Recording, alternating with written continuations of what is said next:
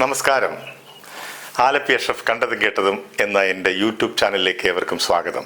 2024 വിട പറയുന്ന ഈ വേളയിൽ കേരളത്തിന് മലയാളികൾക്ക് മാത്രമായി സംഭവിച്ച അതിദാരുണമായ ദുരന്തങ്ങളും നഷ്ടങ്ങളും ഒപ്പം നമുക്ക് ഏറ്റവും പ്രിയപ്പെട്ടവരുടെ വേർപിരിയലുകളും പൊതുസമൂഹത്തിന്റെ മുമ്പിൽ അപഹാസ്യരായി തലകുനിക്കേണ്ടി വരുന്ന സിനിമയിലെ ചില സംഭവങ്ങളും ഓർത്തെടുക്കുന്നതാവട്ടെ ഈ എപ്പിസോഡ്.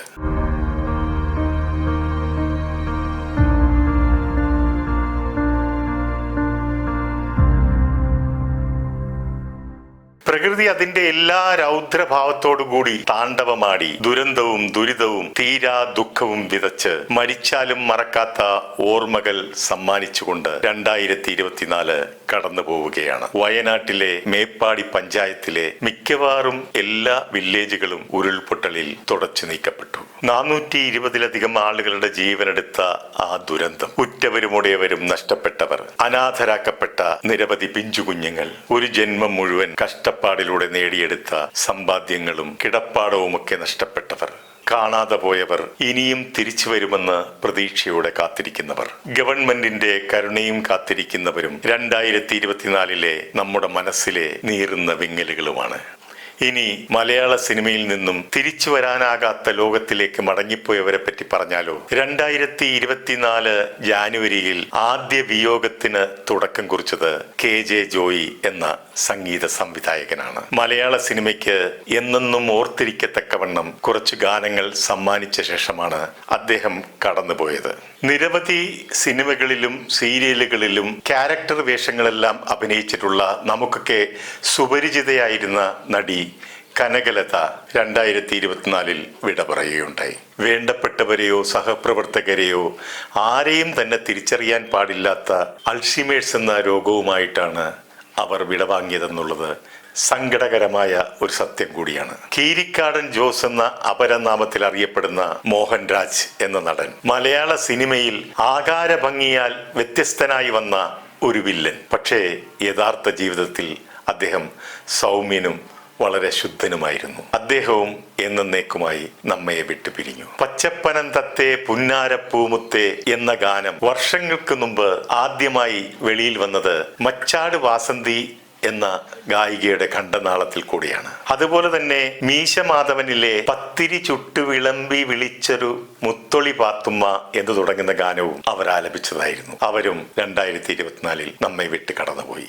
മേഘനാഥൻ തന്റെ പിതാവ് ബാലങ്കേൺ നായരെ പോലെ തന്നെ കഴിവുറ്റ ഒരു നടനായിരുന്നു. അദ്ദേഹവും അകാലത്തിൽ നമ്മെ വിട്ടുപിരിഞ്ഞു.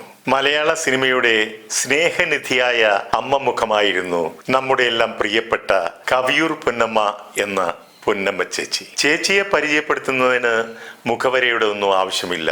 2024 ചേച്ചിയുടെ വേർപാട് മറ്റൊരു ദുഃഖമായിരുന്നു. ശാലിനി എന്റെ കൂട്ടുകാരി, വിട പറയും മുമ്പ് തുടങ്ങിയ ഒരുപറ്റം നല്ല സിനിമകൾ മലയാളികൾക്ക് സമ്മാനിച്ച സംവിധായകൻ മോഹൻ വിട പറഞ്ഞ വർഷം കൂടിയായിരുന്നു. MTയുടെ കഥയായ സുഹൃതത്തിന്റെ സംവിധായകൻ ഹരികുമാർ ഓർമ്മയായതും 2024 തന്നെയായിരുന്നു. മിനി സ്ക്രീനിലും ബിഗ് സ്ക്രീനിലുമൊക്കെ കടന്നു വന്ന് നമ്മയൊക്കെ ചിരിപ്പിക്കുകയും രസിപ്പിക്കുകയും ഒക്കെ ചെയ്ത കോട്ടയം സോമരാജും ഓർമ്മയായി കടന്നുപോയി.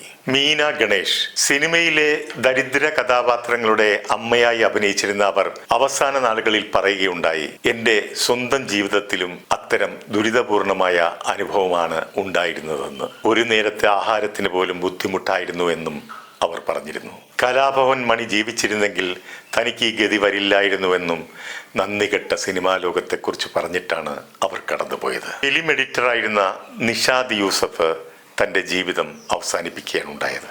നടനും സംവിധായകനുമായ സുജിത്ത് രാജേന്ദ്രൻ അപകടത്തിൽ മരണപ്പെടുകയും ഉണ്ടായ വർഷമാണ് 2024. അമ്മ എന്ന താരസംഘടനയുടെ കാരണവർ അദ്ദേഹം പിൽക്കാലത്ത് അനാഥാലയത്തിൽ അഭയം തേടിയിരുന്നു. TP മാധവൻ എന്ന ആ കലാകാരൻ മോഹൻലാലിനെ അവസാനമായി കാണണമെന്ന ആഗ്രഹവും ബാക്കി വെച്ചുകൊണ്ട് കരുണയില്ലാത്ത ഈ ലോകത്തിൽ നിന്നും അദ്ദേഹം യാത്രയായി. ബാലചന്ദ്രകുമാർ അദ്ദേഹം സംവിധാനം ചെയ്ത കൗബോയ് എന്ന ചിത്രത്തെക്കാൾ ഏറെ പ്രശസ്തി നേടിക്കൊടുത്തത് അദ്ദേഹത്തിന്റെ നിലപാടുകൾ കൊണ്ടാണ്. അദ്ദേഹവും 2024 നമ്മെ വിട്ട് യാത്രയായി. കലാമൂല്യമുള്ള നല്ല സിനിമകളെ സ്നേഹിച്ച ഗാന്ധിമതി ബാലൻ, ആദാമിന്റെ വാരിയെല്ലുകൾ, പഞ്ചവടി പാലം മുതലായ നല്ല സിനിമകൾ നിർമ്മിച്ചിട്ടുള്ള ഗാന്ധിമതി ബാലനും 2024 ഓർമ്മയാകുകയാണ്. 2024 അന്ത്യഘട്ടത്തിൽ എഴുത്തിന്റെ കുലപതിയായ MT വാസുദേവൻ നായരും യാത്രാമൊഴി ചൊല്ലി യാത്രയായി. ഈ വർഷത്തെ വിയോഗങ്ങളിൽ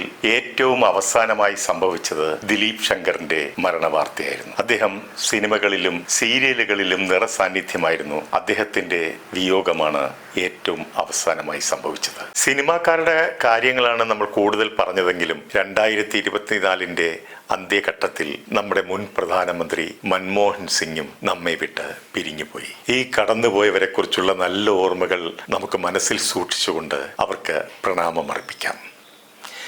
മലയാള സിനിമാ മേഖലയെയും ചില സിനിമാ സംഘടനകളെയും പ്രകമ്പനം കൊള്ളിച്ചുകൊണ്ട് ഒരിടിത്തി പോലെ 2024 കടന്നു വന്നതായിരുന്നു ഹേമ കമ്മിറ്റി റിപ്പോർട്ട്. ആ ഇടിത്തിയുടെ പൊള്ളലേറ്റ ഒരുപറ്റം താരങ്ങൾ പോലീസ് സ്റ്റേഷനും കോടതിയും കയറി അലയുകയാണ്. സിനിമാ മേഖലയിൽ നിന്ന് ഇത്രയധികം ലൈംഗിക പീഡന കേസുകൾ ഒന്നിച്ചുണ്ടാകുന്നത് ചരിത്രത്തിൽ ആദ്യമായി 2024 തന്നെയാണ്. ഇത്തരം ദുർചെയ്തികൾ മൂലം സിനിമാക്കാർ പൊതുസമൂഹത്തിന്റെ മുമ്പിൽ തലകുനിച്ചു നിൽക്കേണ്ടി വന്നതും 2024 തന്നെയാണ്. താരസംഘടനയുടെ തലപ്പത്തിരുന്നവരെല്ലാം ഒന്നിച്ച് കൂട്ടരാജി വെച്ച് പിരിഞ്ഞുപോയതും ഈ 24 തന്നെയാണ്. 2024 ഡിസംബറിന്റെ അവസാന നാളുകളിൽ 2 സിനിമാ സീരിയൽ നടന്മാർ ചേർന്ന് ഈ വർഷത്തെ പീഡന പരമ്പരയുടെ നാളുകൾ വിജയകരമായി വർഷാവസാനം വരെ എത്തിച്ചു കൊടുത്തു. ഇനി സൂപ്പർ താരങ്ങളുടെ വിഷയത്തിലേക്ക് കടക്കുകയാണെങ്കിൽ 2024 മോഹൻലാലിനെ സംബന്ധിച്ച് നേട്ടങ്ങളൊന്നും ഉണ്ടാക്കാൻ പറ്റിയില്ല എന്ന് മാത്രമല്ല, കോട്ടങ്ങളുടെ ഒരു ഘോഷയാത്രയുമായിരുന്നു. മോഹൻലാലിന്റെ ചുറ്റുമുള്ള മുള്ളുവേലികൾ കാരണം പുതുതലമുറ സംവിധായകർക്ക് അദ്ദേഹം ഇന്നും അപ്രാപ്യനാണ്. ഇതിനൊരു മാറ്റം വന്നില്ല എങ്കിൽ ഇനി മോഹൻലാലിൽ നിന്നും ഒന്നും പ്രതീക്ഷിക്കേണ്ട എന്ന് പൊതുജനങ്ങളുടെ അറക്കം പറച്ചിൽ ഒരുപക്ഷെ മോഹൻലാൽ അറിഞ്ഞിട്ടുണ്ടാകില്ല. എന്നാൽ മമ്മൂട്ടിയെ സംബന്ധിച്ചിടത്തോളം 2024 നേട്ടങ്ങൾ മാത്രമുണ്ടാക്കിയ ഒരു വർഷം കൂടിയാണ്. അദ്ദേഹം അഭിനയിച്ച ഒട്ടുമിക്ക ചിത്രങ്ങളും വിജയിക്കുകയും കൂടാതെ അദ്ദേഹം അവാർഡുകൾ നേടുകയും ചെയ്തു. ഇനി സുരേഷ് ഗോപിയുടെ കാര്യമെടുത്താൽ 2024 അദ്ദേഹത്തെ സംബന്ധിച്ചിടത്തോളം രാഷ്ട്രീയ നേട്ടമുണ്ടാക്കിയ വർഷം കൂടിയാണ്. മലയാള ചലച്ചിത്ര ലോകത്തെ ഒരു സൂപ്പർ സ്റ്റാർ ഒരു MP ആകുന്നതും ഒപ്പം ഒരു കേന്ദ്രമന്ത്രിയാകുന്നതും 2024 ഒരു ചരിത്ര സംഭവം കൂടിയാണ്. അത് അദ്ദേഹത്തെ സംബന്ധിച്ചിടത്തോളം വലിയൊരു നേട്ടം തന്നെയാണ്.